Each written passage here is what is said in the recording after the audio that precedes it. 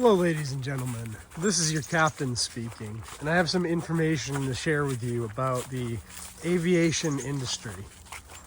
So recently I've seen on Twitter, someone posted, oh, there's additives in the jet fuel that are causing the, Geo Engineering that you see in the sky coming out of commercial aircraft. And I know this is not true. Yes, Geo Engineering is being done. And the reason for that, I'm not going to get into in this video, but basically it has to do with them trying to trap the sun's heat like you would with a partially cloudy day, because the Earth is heading towards the next glacial period, and they know this, which is what's causing the climate changes. It's not man-made. What's man-made is the geoengineering contrails that you see in the sky. Now, people are saying it's from additives in the fuel, and they point to sustainable aviation fuel known as SAF being in the fuel. And then they say like, oh, we found some patent where they're putting some tiny amount of nanoparticulate in there to improve the octane reading, but that's not being done anywhere in the industry. If you go out there, you can see, like, from the fuel terminals to the delivery at the airport, that there is no injection system for some high volume of like aluminum. And you can see this with your own eyes, because the chemtrails only happen at altitude. So if it was something in the fuel, it would be in all of the fuel, and the planes would be leaving chemtrails from the time they start up at the jetway to the time they take off to the time they land. You would see it the whole way. It's not like you can take it out of part of the fuel. It's all in the fueling system then. So that's how you know, like, just with your eyes. And also because it's been going on for so long. This is like they've been doing the chemtrail thing for how long now? I don't think anyone even knows, like since the 60s probably, at least, right? So with that, how could it be from SAF, the sustainable aviation fuel, or any of these new additives that have been invented since like 2007? None of that is what's happening, because it's been going on for like 40 years and it's the same thing. So how are they doing it then? You're like, well, Titus, I can see the chemtrails coming right out of the commercial aircraft engines. And it's like, yes, because of how they're doing it. A turbofan prop engine is basically a giant blender, right? So what they do is, and this is clearly how it's being done, is they're releasing particulate, very fine particulate, at very high altitudes above the known commercial flight patterns. That particulate then falls down into lower altitudes where the commercial airplanes are flying, and those commercial airplanes mix that particulate up in their turbofan prop jet engines, and out the back of it shoots out this giant plume of mixed up aluminum particulate. So that's what you're seeing. It's because the engines are basically big blenders, and they're blending the air they're flying through. It's already in the air. So when you try to say, oh, it's the commercial airliners doing it, the powers that shouldn't be are just like, haha, we got you. Those are just contrails, the jet wash. And they're actually right, because the commercial airliners are just leaving jet wash.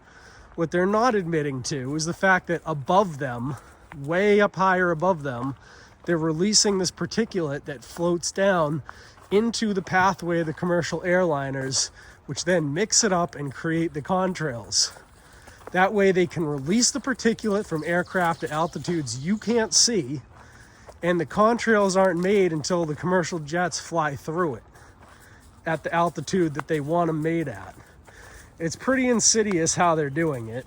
And just think, so there's other things, like, for instance, they're saying there's aluminum in it, right? That's what you see when you see the contrails, big giant streaks of aluminum, right? So with that, aluminum is extremely highly conductive. And for instance, I test conductivity of jet fuel, right? Which is extremely low because it basically can't conduct electricity, right? So if there was aluminum in the fuel, so much aluminum that it was able to cover the sky, we would pick it up in the conductivity. The conductivity would go skyrocketing because there'd be all this aluminum in the fuel, and that would pass electricity extremely well, right? So it's definitely not from the jet fuel. Like, and then people pointed out, oh, there's aluminum in JP8. Yeah, that's military fuel. If it has JP designation in front of it, you're talking about military fuel. And then you're talking about parts per billion in terms of aluminum. And what that is very, very small amount. You wouldn't be able to create like the giant chemtrail clouds. There aren't any today. It just looks like natural cover today. But I mean, who even knows anymore, right? They do it so often that it's hard to tell when it's natural and when this is crap that's like spread out from these aircraft flying through it. Right? So that's what they're doing. They're releasing it at much higher altitudes with a very small number of military aircraft or something. Some sort of top secret aircraft program at very high altitude. The commercial airliners then fly through that layer when it descends down very slowly because it's very fine particulate. And then it comes out the back of those things and they blend it up and turn it into these clouds.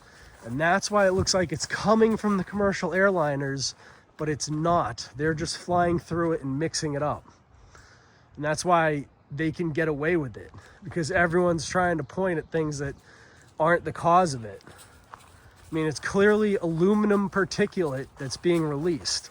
That's not in the fuel. There's no way. There's too many like tests and things. You know, you can go and make jet fuel yourself.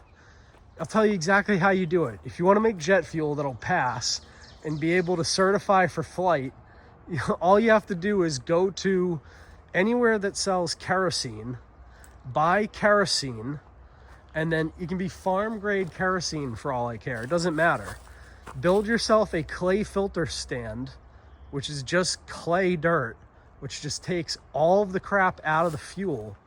You filter that fuel till there's nothing left in it except fuel, and it comes out extremely clean. I'm talking like cleaner looking than water. Once you're there and it passes the test, you have jet fuel, right? So they're putting additives in, but at a amount that's so small, it would never create a contrail, right? So when you're saying, oh, it's this or that, or it's some nanoparticle in the fuel, that's all horseshit. You're just falling down a rabbit hole that's not going to lead you to the actual cause and the actual culprits behind the geoengineering programs. Yes, they are geoengineering the planet. No, they're not doing it with jet fuel. It's being done with particulate, aluminum particulate, and other particulate that is being released from a much higher altitude. I mean, I can't prove it. No one can, because no one's been able to actually like catch them on video doing this, because they're doing it so high up you can't see it with the naked eye. That way it's, you know, deniable, right? Even though we know they're doing it because they admit to doing these engineering programs. So it's just one of these things, like you have to be smarter than the average moron that can Google shit, right? And when someone like me that works in the industry is telling you this is not how it's being done, it's because I have firsthand knowledge of it. I've been to the fuel terminals. I've seen the jet fuel distribution. I know exactly where and how much, you know, additive they're injecting into this stuff, which is basically nothing. It's parts per million, because it's jet fuel and the engine manufacturers don't want anything in the fuel. They want the fuel as clean as possible. Like when you fly on a commercial airline, the commercial airline doesn't own the engine in the aircraft. They lease those engines from like Rolls-Royce, for instance, and Rolls-Royce owns the engine in all the planes you fly on with a Rolls-Royce engine or a General Electric engine. Those aviation turbines are owned by the original engine manufacturers who rule the oil and gas industry with an iron fist in the jet fuel side of things. And they don't let anything into their engines that's not The same jet fuel that's been around for the last 50 years. Getting even the smallest amount of additive into any of those engines is like fighting uphill against, you know, it's insane. It's very, very, very, very, very, very hard to do, okay? Because they have this history of like, oh, we've done this for so many years and it hasn't been a problem, so don't change anything.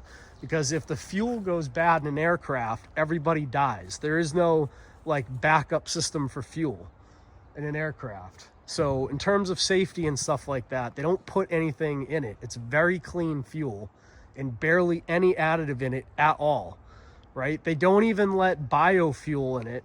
It's limited to like 50 parts per million, which is nothing. Can't even transport it in the same oil pipelines as biofuel.